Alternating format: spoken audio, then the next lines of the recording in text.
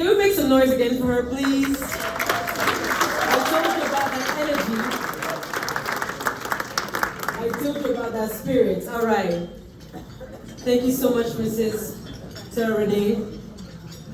And now, et maintenant, nous allons procéder à la remise proprement dite des awards, des African Leadership Awards.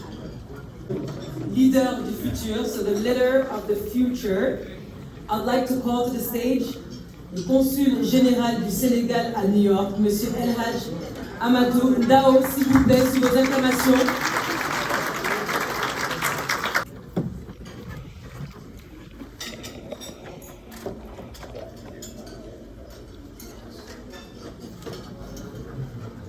And the award goes to Mr. Frank Taku.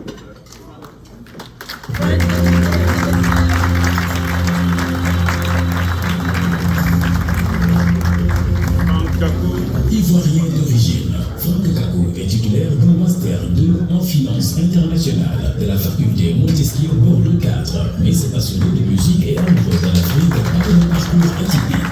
Car Franck Kakou est d'abord un artiste inné. Il est auteur, compositeur, interprète et a travaillé avec les plus grandes compagnies musicales de la France sous le nom de Black Kent. La notoriété acquise dans le milieu, Franck Kakou finit par diriger plusieurs labels et a collaboré avec les plus grands artistes africains tels que Youssou N'Dour, Yemi Alade, le regretté Didier Arafat, entre autres. Depuis janvier 2020, Franck Kakou dirige Universal Music Africa, dont il est le directeur administrateur général. Franck est aujourd'hui l'un des experts du marché musical africain francophone. Grâce à son expérience et son réseau, il contribue à faire d'Universal Music Africa un acteur majeur dans la scène africaine et à accompagner la structuration du marché ouest-africain dans sa globalité.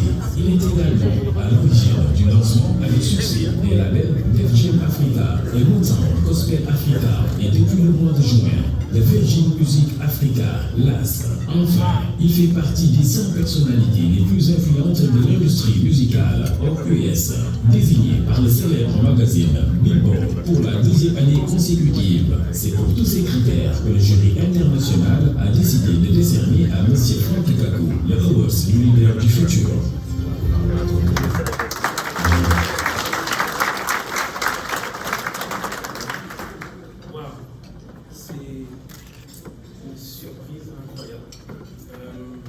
Monsieur le Président, Messieurs, Mesdames les honorables invités, je suis, ça s'entend sûrement à ma voix, je suis très ému. J'ai eu une vie avant d'être directeur général de l'Universal Music Africa. J'étais moi-même artiste, auteur, compositeur, interprète. J'ai eu un parcours effectivement un peu atypique. J'étais normalement censé travailler dans un établissement de crédit après mes études à Bordeaux, rentrer en Afrique en tant que banquier, et j'ai décidé de suivre une carrière de rappeur. Aux grandes dames de mes parents, bien sûr, qui n'étaient pas forcément les plus content au départ, mais j'étais passionné, je le suis toujours, et aujourd'hui je mets ma passion au service du continent et j'en suis extrêmement fier. Cette mission, cette responsabilité que je me donne, on se donne avec la formidable équipe que je dirige aujourd'hui chez Universal Music Africa, qui est la filiale ouest africaine de l'Universal Music Group, leader de l'industrie musicale dans le monde. C'est d'aider à la structuration de l'industrie musicale sur le continent. Et on a une large mission. Je dis toujours, aujourd'hui j'ai 2 petites filles, la plus grande a 6 ans. Et j'aimerais que dans 10, 12, 15 ans, si elle me dit « Papa, j'ai envie de travailler dans la musique », pas forcément d'être chanteuse, mais de travailler dans la musique en Afrique, je n'ai pas d'appréhension. La même appréhension que mes parents ont pu avoir il y a quelques années. Ça voudra dire qu'on aura réussi une partie de la mission qu'on se donne aujourd'hui, de structurer le marché local. Trop souvent, on a pensé que succès était synonyme d'export, de réussite à l'international, comme on le disait. International voulant dire hors du continent. Aujourd'hui, les succès locaux sont beaucoup moins complexés, plus fiers, plus affirmés. Alors on parle souvent de musique africaine, je rajouterai un S, les musiques africaines, en commençant en parlant de l'Afrique du Sud, du Nigeria. Et une question qui revient souvent quand on a l'occasion de prendre la parole justement concernant l'industrie musicale sur le continent, c'est comment est-ce que vous expliquez qu'on parle toujours du Nigeria, de l'Afrique du Sud, et comment est-ce qu'on pourrait rattraper ce retard? J'ai tendance à balayer un petit peu cette question en disant d'abord que si on doit parler du Nigeria, on est face à un petit continent, c'est 220 millions d'habitants, c'est une machine, une usine qui fonctionne, mais au-delà de ça, je le dis, je le répète, il a fallu qu'il y ait certains qui marchent pour que d'autres demain courent et puissent s'envoler. Et le Nigeria, l'Afrique du Sud et ces autres locomotives, ces artistes qui portent le continent, aujourd'hui, cette nouvelle jeunesse insuffle une nouvelle inspiration et donne de l'inspiration aussi aux jeunes dirigeants que nous sommes. Et aujourd'hui, c'est très très fièrement que j'accepte cette récompense. Je tiens à remercier très personnellement le président qui m'a de manière extrêmement spontanée reçu il y a quelques semaines à Dakar. On a eu un échange fraternel, je dirais. Et il m'a dit une chose, et je terminerai sur ces mots. C'est un conseil que je partage avec vous aujourd'hui et que je partagerai aussi aux jeunes que je rencontrerai par la suite. C'est pas que je ne suis pas plus jeune, mais je commence à. Il m'a dit très sagement, très simplement, fais les choses sérieusement, mais sans jamais te prendre au sérieux. Et j'ai trouvé ça tellement juste. Dans un monde où justement on est parfois sous la lumière, parfois exposé, parfois avec des responsabilités qui peuvent sembler plus grandes que les épaules qui sont les nôtres, c'est important de se rappeler qu'on a commencé petit, qu'on finira petit, mais qu'on peut faire les choses encore, sans se prendre au sérieux. Merci beaucoup.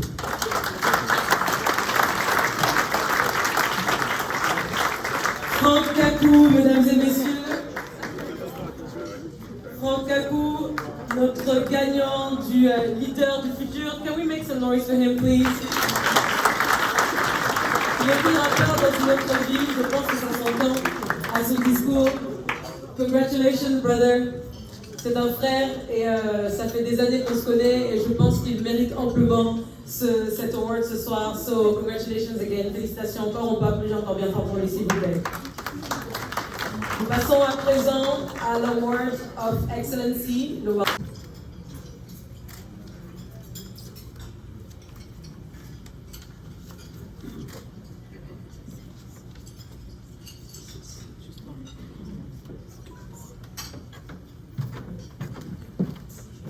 This award goes to Mr. Alfredo Verzas, designer.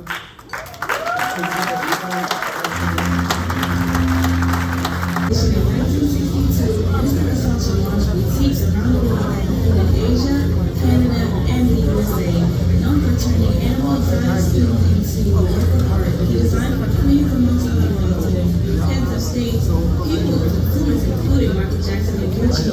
In addition to designing clothes, he also created signature cosmetics and quality branded cigars.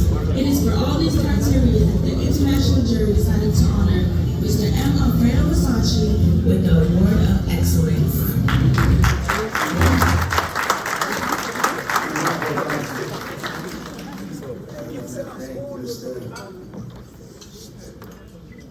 The body, the wonderful. such an honor to be here on one with people. I want to thank Mr. Manuel Jr. for having me here.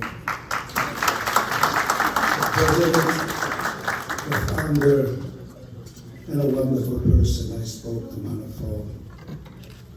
Such a pleasure to meet you again. I want to thank the African leadership for having this wonderful evening for me.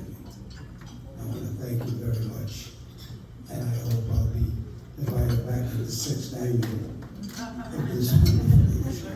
Thank you.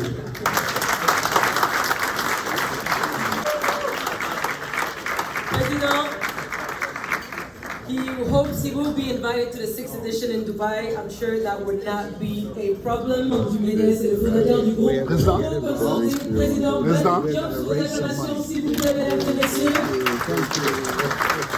Pour remettre le prix de la bonne gouvernance et de l'éthique, the award for ethics and good governance.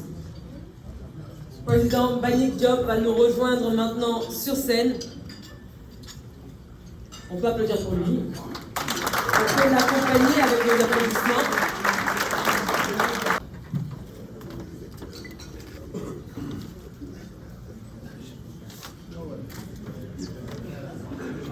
Mrs. Alva Pais, présidente et New York Urban League.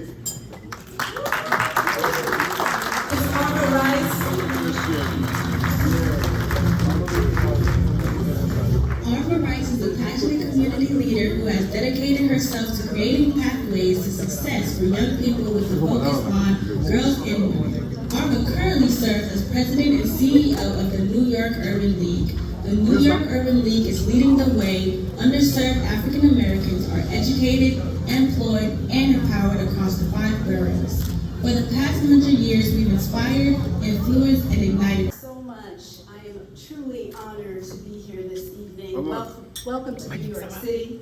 It is great to see all of you this evening. As you heard, I have the incredible privilege of serving as the 2nd female CEO of the New York Urban League, and over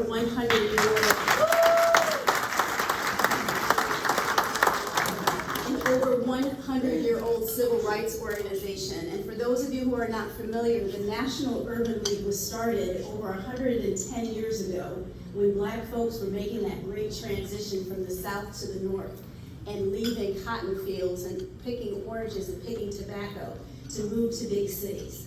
And when they got to those big cities, they needed help and support. And so the urban leagues were started and created. And the urban leagues were started 100 years, almost 50 years after the end of slavery, because America had created something called Jim Crow laws, which were a series of laws that were put together in order that Black folks to keep us down. But we wouldn't stay down. We rose. And we rose to that occasion. And I thank you.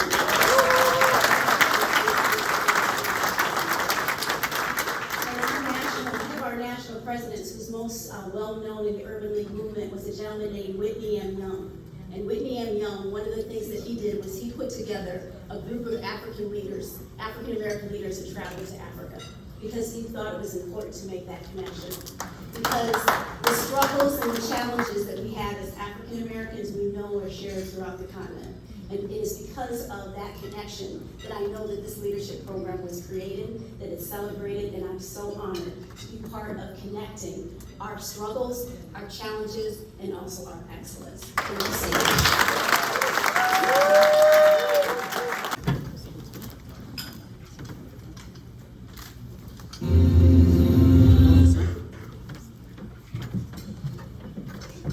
The next award goes to Mr. Selou Dalein Diallo.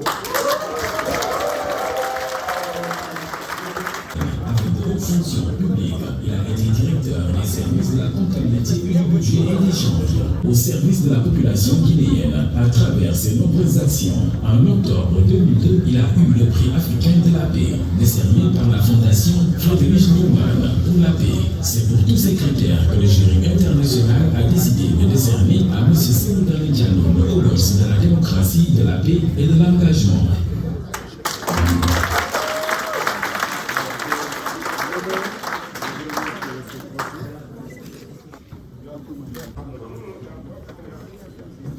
Monsieur le représentant du Sénégal aux Nations Unies et représentant à cette cérémonie de Madame la ministre des Affaires étrangères du Sénégal et du président de la République du Sénégal, M. Macky Sall. Mon frère et ami Malik Diop, Mesdames et Messieurs les invités, je dois sans doute être l'un des rares à être récipiendaire du corridor et de ce titre d'ambassadeur d'African Leadership Awards. Il est important de rappeler à ceux qui ne le savaient pas qu'en 2011, on m'a décerné le corridor de la paix qui m'a été remis d'ailleurs par Mme Watt en personne au King Fahd Palace à Dakar. Et pour mon engagement politique, mais pour avoir accepté en 2010 le résultat proclamé des élections que j'avais gagné, il n'y avait aucun doute, puisqu'au premier tour, j'ai totalisé 44% des suffrages exprimés, et M. Alpha Condé, qui était second, n'avait eu que 18%, bénéficiant du soutien du faiseur de roi, en l'occurrence Sédia Touré, qui avait 16%. Et d'un autre qui avait 4%, c'était impossible que je perdisse les élections. Malheureusement, pour des raisons encore non entièrement élucidées, même si c'est les langues qui sont déliées maintenant, on a proclamé M. Alpha Condé vainqueur. La communauté internationale avait les yeux tournés vers Conakry. Parce que j'avais quand même une capacité de mobilisation reconnue. Je peux mobiliser 1,5 million, 2 millions de gens dans la ville de Conakry. Comme la campagne a été menée sur une base strictement communautaire, les tensions étaient fortes. Engager une protestation par la rue, je risquais de provoquer des violences qui auraient pu déboucher sur l'agressivité.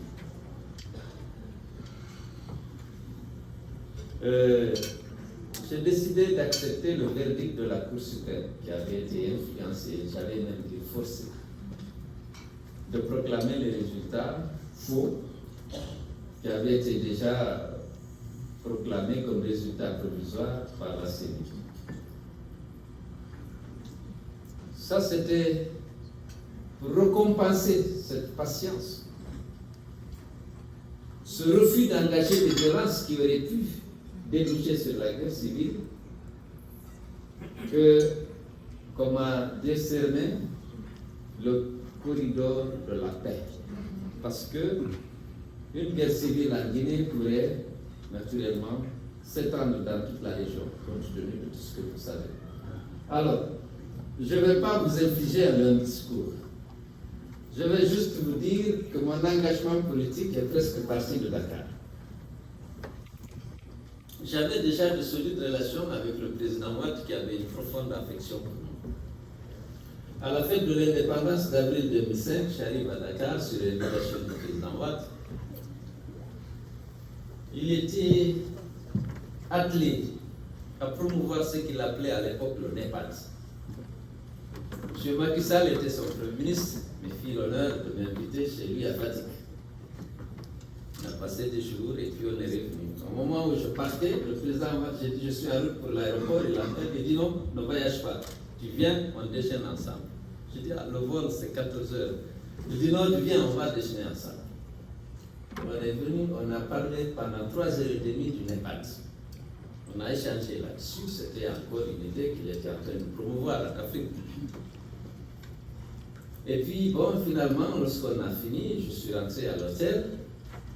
Monsieur m'a dit Kenyan vient, 1 heure après, l'avion du président est affrété pour se déposer à Conakry. J'ai dit non, je ne rentre pas dans l'avion du président. Ça, c'était d'abord pour des raisons internes, par humilité, comme ça. J'ai dit non, j'attendrai le vol régulier demain. Il m'a dit qu'il a insisté. Je dis non, ça va. Il dit l'équipage, tout est prêt. Je dis non, je vais attendre demain et puis rentrer par le vol régulier. Lorsque j'étais limogé de mon poste de Premier ministre, j'arrive. Le président Watt, j'étais en train de le raconter à un ami, il dit non, tu vas nulle part, ni à Washington, ni rien. Je viens d'obtenir justement un poste de directeur du NEPAD à l'Union africaine. Madame Baye, placez-moi un appel pour s'assumer sous président de l'exercice de l'Union africaine. Et un autre pour Konaré, qui était président de la commission. Il m'a beaucoup flatté, il leur a dit qu'il a trouvé l'homme qu'il faut pour le poste de directeur du NEPAD à l'Union africaine. On s'est mis d'accord, Souleymane Ndiaye était son directeur de cabinet. Il m'a dit bon, j'envoie tous les documents là pour le remettre, et puis voilà, c'était acquis. Et puis ça se rappelle, avant que je le quitte, se mettre pratiquement d'accord. Et puis, quelques mois après, je quitte là-bas, je viens aux États-Unis, et puis après je rentre, je vais direct. Le président Watt, je le vois tout de suite dès qu'il est là. Et puis, même si je l'appelle, s'il ne me prend pas, il me faisait toujours l'honneur de me rappeler. Donc je viens de voir, je dis non, je renonce au poste d'Addis.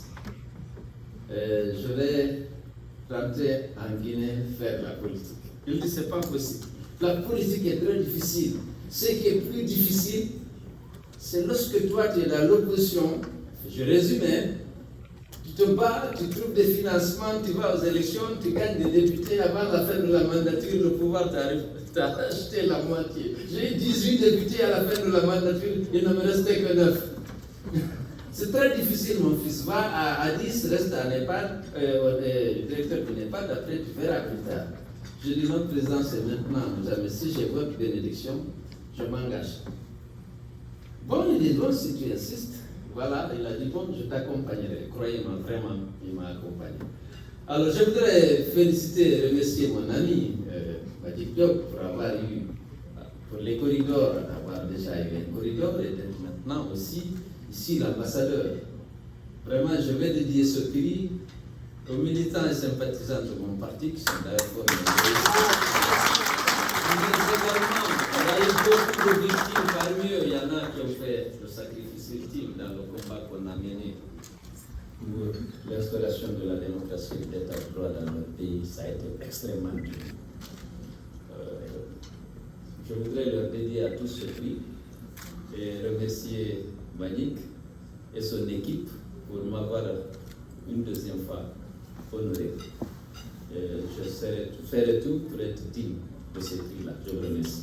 Ancien Premier ministre de la Guinée, vice-président de l'International libéral, merci pour ces mots et félicitations encore à lui.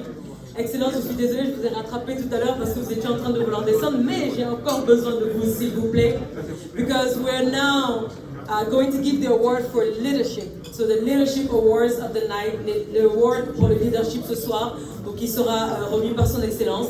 Je vous laisse la parole.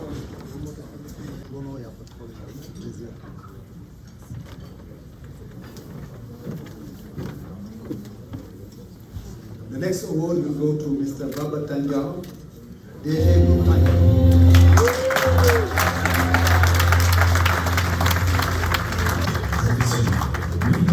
Père émérite, M. Baba Tanjao est aussi un grand homme de sport. Il est un grand pionnier du basket sénégalais. Son expérience dans ce sport l'a conduit à diriger les plus grandes instances du basket sénégalais de mars 2020 à novembre 2021.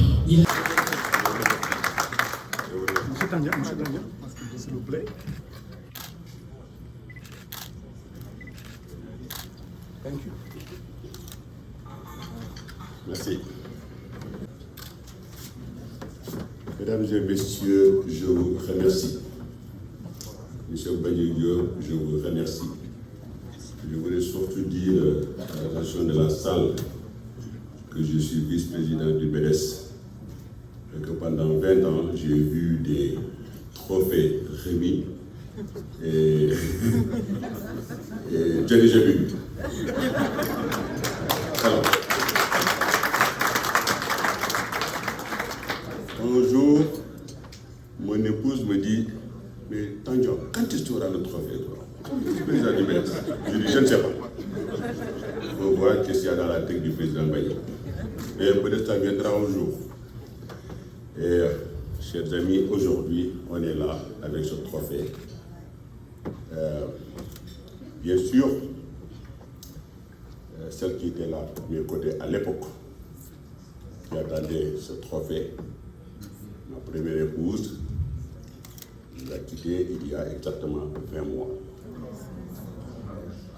Alors, vous comprenez, je voulais dédier ce trophée pour elle.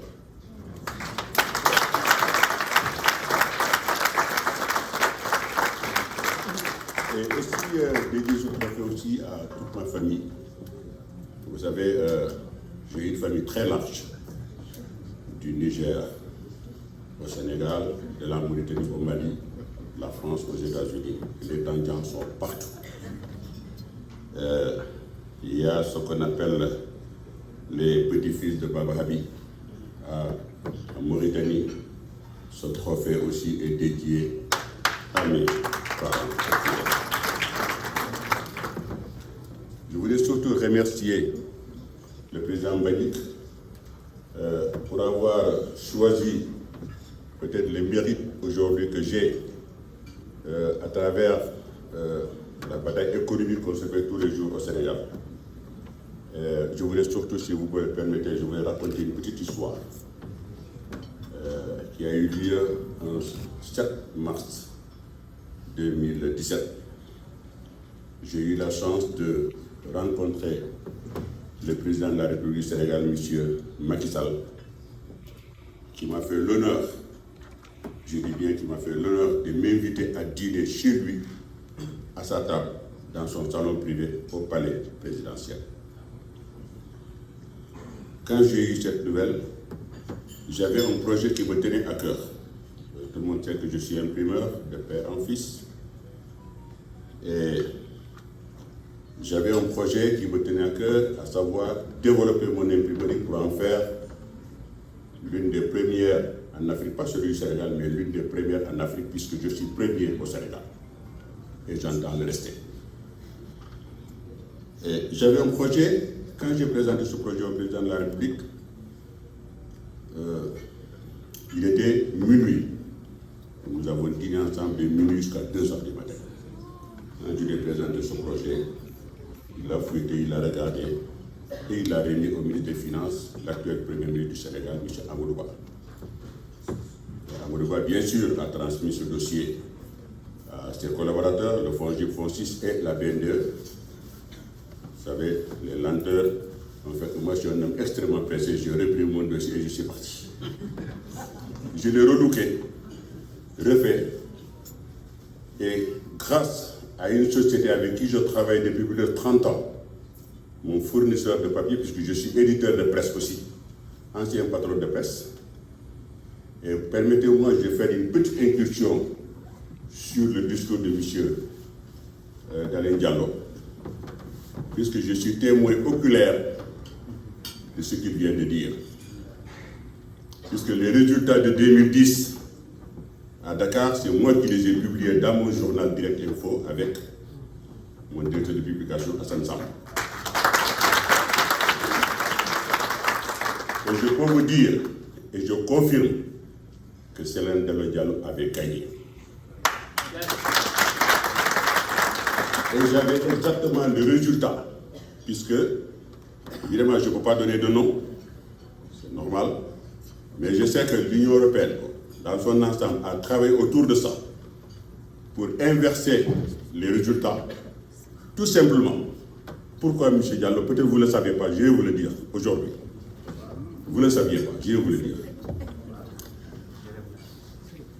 Alpha Condé est un opposant qui s'est battu pendant 15 ans, qui a souffert, qui a fait la prison, qui a tout eu, on lui a tout proposé, il a tout refusé. Jusqu'au moment où la démocratie est venue en Guinée, il y a eu des élections et vous étiez en face de lui. Vous avez gagné au premier tour et au deuxième tour, vous avez gagné. Mais c'était trop compliqué pour les Européens, puisque vu le parcours qu'il a fait, avec les sacrifices qu'il a fait, c'était difficile aussi de voir Alpha Condé non installé à la présidence de la République. Voilà le motif, c'est rien d'autre. Et c'est à cause de ça que des résultats ont été fabriqués. Vous savez, les résultats sont sortis 15 jours après. Et bien le résultat de Dakar, et bien, ça a été annoncé dans mon journal, je vais vous le dire, c'est 53,7 pour Condé. Et vous, je crois, 42, 3 et 4. C'était le contraire. Mais il fallait passer faire passer Alpha Condé, pour des raisons que je vous ai expliquées. Et quand j'ai pris ce dossier, je l'ai donné à Sansam, M. Mbaye Diop, pour demander, puisque mon directeur de publication aujourd'hui se retrouve chez lui, puisque c'est un patron de presse aussi. J'ai dit à Hassan, on ne va pas mettre 53,7, on va mettre 53,4. Comme ça, nous aussi, on va fausser le résultat.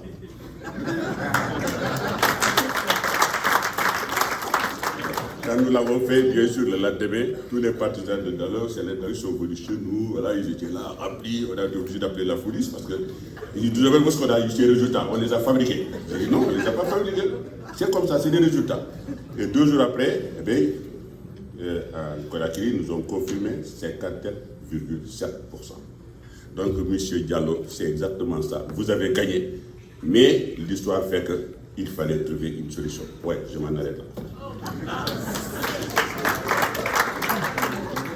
Et je voulais, pour finir, mesdames et messieurs, vous savez, au Sénégal, nous avons un pays magnifique, mais un pays un peu qui bouge sur le plan politique. Et je voudrais, aujourd'hui, solennellement, en appeler un peu à la paix des cœurs dans notre cher Sénégal. Ce Sénégal que nous avons en commun, que nous ne pouvons pas partager, ayant à l'esprit les générations qui vont venir, et essayons de leur léguer un pays prospère où les Sénégalais se sentiront mieux que partout dans le monde. Ce Sénégal est possible si nous cultivons entre nous le respect des institutions en place, la considération de l'autorité et la tolérance partout. Aujourd'hui, c'est le Sénégal qui est fêté par la personne de Baba Tandian. C'est pourquoi je dédie cet hommage au chef de l'État du Sénégal, son excellence M. Macky Sall, aux autorités religieuses et coutumières, à mes frères acteurs sportifs, basket particulièrement, et à mes collègues entrepreneurs industriels, tout le Sénégal, dans toute la diversité. Je vous remercie.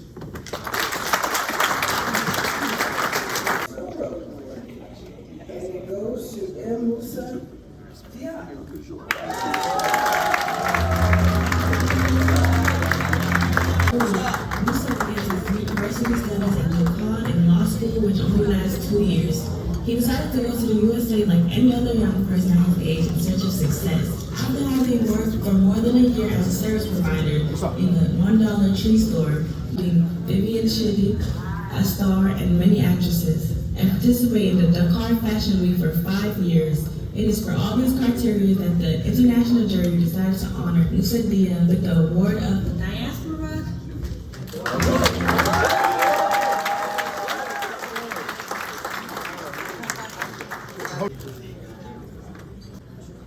Parler, c'est pas trop mon fort. I'm not great at making speeches and stuff. I'm gonna try my best. This is huge for me, seriously. I want to start by bonjour à tout le monde. Hi everybody. And I want to start by really thank President Moïse, le respect. And I want to say hi. Je veux saluer tout le monde, les autorités qui sont là, l'ambassadeur des États-Unis, son Excellence, Consul Général Michel Dao, et tous les gens qui sont ici, toutes les belles personnes qui sont venues aujourd'hui.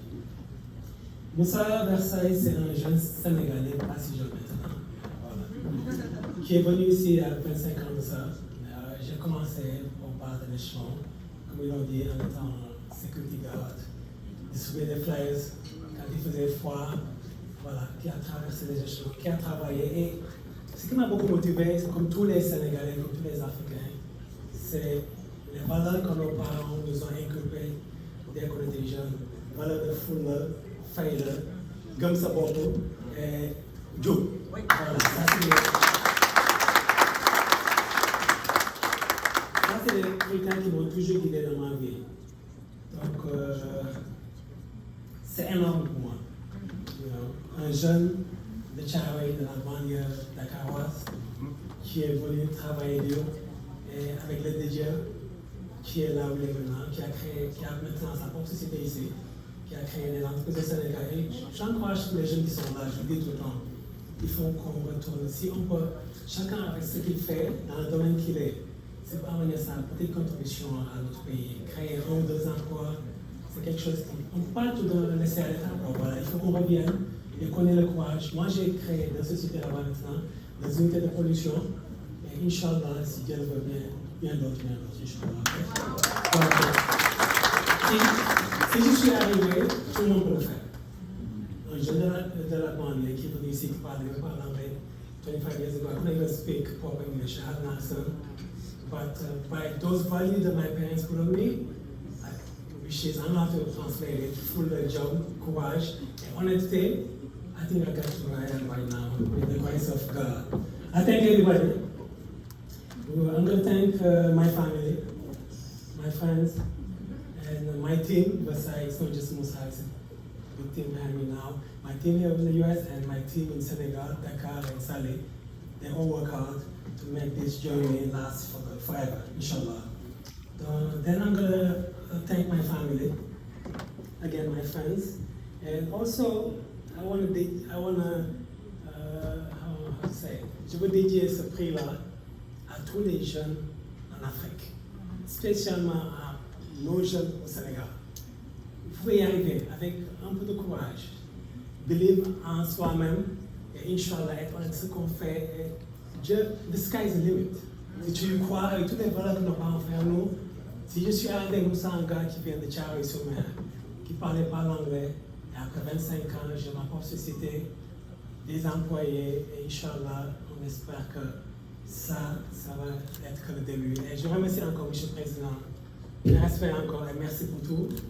Et je vais vous permettre de terminer juste en remerciant aussi ma femme, mon épouse, que j'adore. Je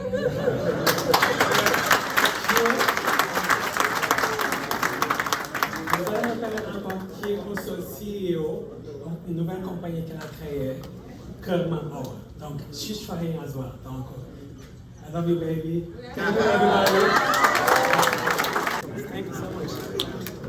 Congratulations, Mr. D. Mr. D, I have a little message for you. Mr. Dia. At Fort Worth Academy in New York, she obtained a scholarship that got her into Fordham University in New York. She would eventually earn a BA and MBA with sole expertise in the areas of trading after 13 years spent on Wall Street in brokerage, financing, planning, and consulting. Ranked in the top 100 fully licensed insurance and investment brokers in America.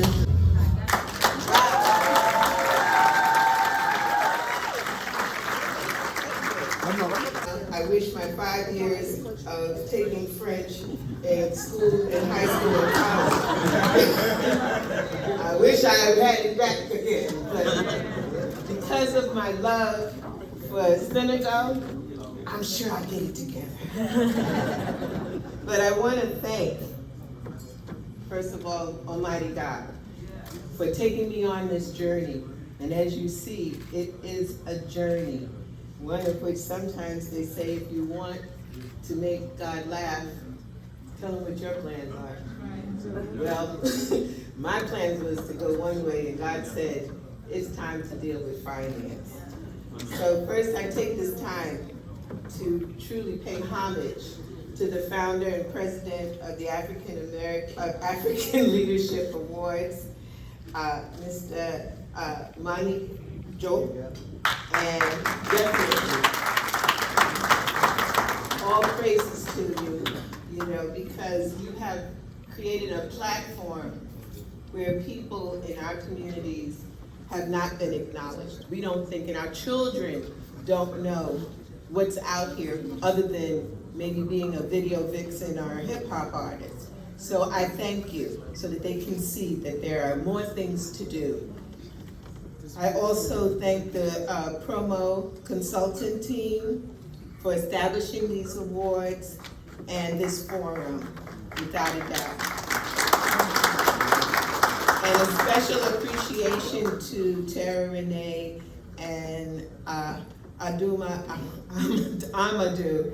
Diop for opening the door for me, you know, because a lot of times people don't know that you're out here. And I really don't do this for recognition. I'm out here because I believe in making a difference in our community. I also congratulate our fellow awardees because this is a powerful time. So stay on your path. Keep your mission going because it's important. And I thank, of course, my family and my extended family for the support and love that they've given me through my journey, especially when I'm not always around to be there for them because I have to stay on this mission. So George, Kevin, Stacy, Matt, Jasmine, Kathleen, Melvina, Benita, Lorinda, Leonard, all of y'all over there, hello. Talk about my mission. When I arrived on Wall Street, as you all heard, I was the first African American woman to trade. It was not an easy path, but necessary. The reason why I was there was because I didn't know I wasn't supposed to be. I wanted to learn and help my people in my community know about financial literacy. And unfortunately, Wall Street didn't really care. So I came on board and I got there a rough way. But I did this because when it came down to investing, my community was totally excluded. But I didn't know it was just going to be my community. When I stepped this year on the shore of Senegal and got to Gorée Island, and I touched that soil from my ancestors, I recognized that it was so important that I address the entire African diaspora all across the world. It is necessary for us to know how money works and to build our economic base. If we don't do it, we will become extinct. So it's important for us to work together to open the door to our financial freedom. Don't let the powers that be out here divide us. Don't let them think that we are different just because we may speak differently, worship differently. We have to look at it from a point of a Pan-African ideal where all of us work together. Let us do business with each other. Let's create these businesses. And you see what we have here, we have the genius. So let's build and support our communities. Let's create a system by which we can deal and barter with each other. It is a wonderful feeling. I know when I went to Senegal to see those, all the little borders and the advertisements that were going up, and they looked like me. And I was happy. The only thing was, like I said, I gotta get back to the French part. But I know in our history that we have been victimized. But at the key point is that once we unify, we no longer become victims, we are victorious. There is an old adage that it says is that together the ants ate the elephant. But the reality is that together the ants conquered the elephant. Thank you.